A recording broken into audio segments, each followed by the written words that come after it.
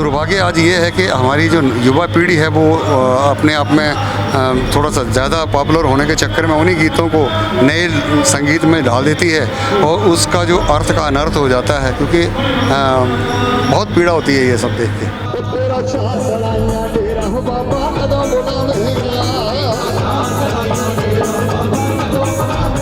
पहले तो यही था मन में कि आर्मी में जाऊंगा, लेकिन भाग्य को कुछ और मंजूर था, तो बस ऐसी करके आपके बीच में हूँ।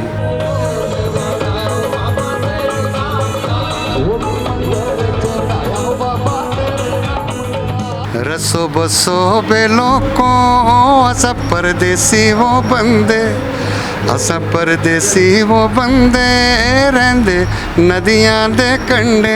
आप देख रहे हैं देशवाणी, दहाड़ ही काफी है।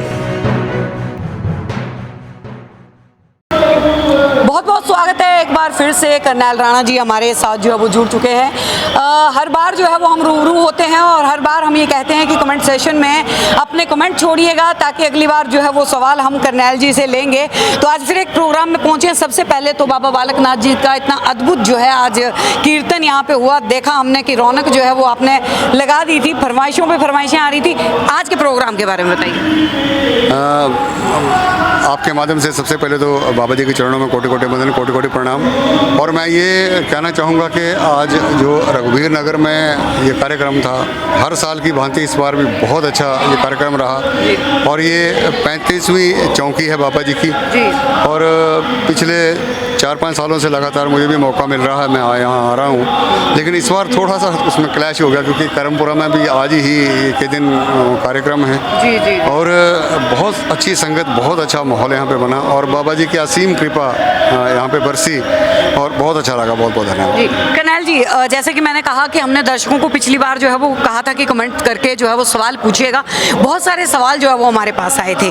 एक सवाल जो है ये आया था कि करनैल जी से पूछिएगा, क्योंकि वो एक लोक गायक हैं, तो उनसे जो है वो ये जानना जरूरी हो जाता है कि आजकल के जो आधुनिक जो गायक हैं वो जो पुराने लोकगीत हैं उनको तोड़ मरोड़ के नए आधुनिक तरीके से जो है वो पेश कर रहे हैं। इसको आप कैसे देख रहे हैं? ये बहुत गलत बात है। मैं बहुत से आवाज़ उठाता रहता हूँ और मैं आपके माध्यम से भी यही कहना चाहता हूँ कि ये जो हमारी धरोहर है, हमारा जो लोक संगीत है, हमारी जो लोक संस्कृति है, वो हमारे बुज़ुर्गों ने उसको जिया है, उसको झेला है, उसको आत्मसात किया है, तभी उन गीतों को लिखा है, उनको कंपोज किया है। और 100-100, 200-200 साल पुराने गीत हैं। लेकिन दुर्भाग्य आज ये है कि हमारी जो युवा पीढ़ी है वो अपने आप में थोड़ा सा ज़्यादा पॉपुलर होने के चक्कर में उन्हीं गीतों को नए संगीत में डाल देती है और उसका जो अर्थ का अनर्थ हो जाता है, क्योंकि बहुत पीड़ा होती है ये सब देख के। एक व्यूअर का हमारे का सवाल है कि करनैल राणा जी से पूछेगा, वैसे तो उनके हर गाना जो है, हर भजन जो है वो काफ़ी हिट रहा, लेकिन उनका फेवरेट जो है वो कौन सा है? मैं कोशिश मेरी ये रहती है कि मैं जब भी गाता हूँ तो बाबा जी को चरणों में प्रणाम करते हुए गाता हूँ और ये सोच के गाता हूँ कि जो सामने बैठा है, सामने जो सुनने वाला है, वो मुझसे कहीं ज़्यादा टैलेंटेड है और कहीं मुझसे ज़्यादा वो गुणी है। तो बस अपने आप को बहुत छोटा मान के मैं गाता हूँ और यही कारण है कि शायद। करनैल जी का कौन सा गाना जो करनैल जी को खुद पसंद हो? मुझे लगभग सारे ही भजन गीत सारे ऑलमोस्ट मुझे पसंद हैं और बहुत अच्छा लगता है। मेरी कोशिश भी रहती है कि जितने मैंने गाए हैं मैं वही गाऊं और उन्हीं को गा के बहुत आनंदित होता हूँ। बिल्कुल, देखिए यहाँ पे भी अगर देखा जाए तो सारे वही भजन थे जो कि हिमाचल में जो है वो सुपर डुपर हिट रहे। अब सबसे बड़ा सवाल ये है कि हिमाचल में बहुत सारे ऐसे सिंगर्स जो हैं, क्रिएटर्स जो हैं, वो अब निकल के सामने आ रहे हैं जो अपनी कला का प्रदर्शन कर रहे हैं कहीं ना कहीं। लेकिन अगर सिंगर्स की बात की जाए, बहुत सारे सिंगर्स ऐसे हैं जो लोक गीतों की ओर भी जो है जिनका रुझान है।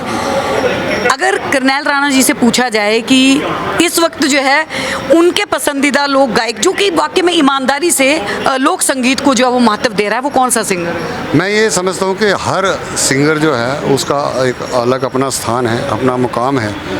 लेकिन मैं आपके माध्यम से ये कहना चाहूँगा कि जो हमारे नवोदित सिंगर हैं उनको मैं यही कहूँगा, क्योंकि हमारी आजकल की जो लाइफ है वो इजी लाइफ है, हर चीज़ अवेलेबल है, तो उसी टाइप के गीत लिखें, आजकल के परिवेश पे, आजकल के हिसाब से गीत लिखें, उसको वैसे कंपोज करें, तो मैं समझता हूँ वो उनका बहुत बड़ा योगदान होगा।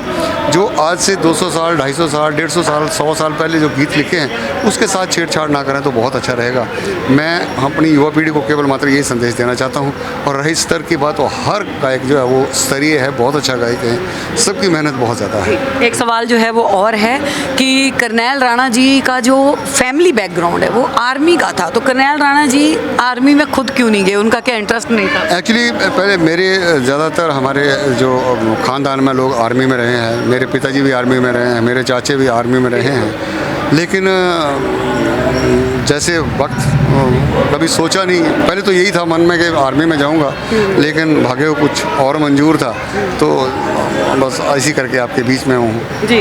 वैसे तो जो है वो बहुत थक गए हैं, लेकिन एक अंतिम में जाते जाते एक जो है वो 2 पंक्तियां हम चाहेंगे कि आप जो है वो हमारे दर्शकों को भी गाते सुनाएं। रसो बसो बेलों को असा परदेसी वो बंदे, असा परदेसी वो बंदे रहंदे नदियां दे कंडे, साड़ी जांदी बारी दी सलाम ले लो जी। क्या बात है, बहुत ही बहुत धन्यवाद, बहुत धन्यवाद।